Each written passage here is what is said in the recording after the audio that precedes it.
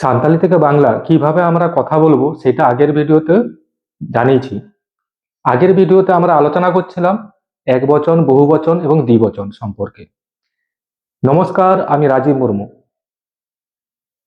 একবচন, দ্বিবচন এবং বহুবচন কিভাবে আমরা ব্যবহার করব সেটা কিছু পদ্ধতি শর্টকাট আমি তোমাদের কাছে তুলে ধরছি। কিছু কিছু ক্ষেত্রে কিন ক যুক্ত করে দ্বিবচন এবং বহুবচন করা হয়। আবার বাবা, দিদি, মানুষের বেলায়, মানুষ বলতে যেমন আমরা সম্পর্ক যেগুলো আছে তাদেরকে দ্বিবচনে ব্যবহার করার জন্য কি কি ব্যবহার করি? তেলিন, তিবিন যুক্ত করে দ্বিবচন আমরা করে থাকি। আবার কিছু কিছু করতে তেলে, তেক, তেপে যুক্ত করে বহুবচন করতে হয়।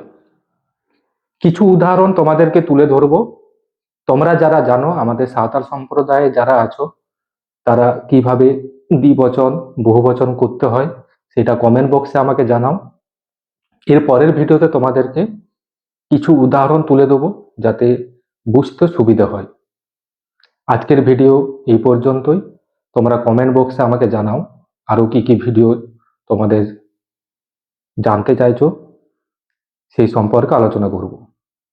নমস্কার, জোহার।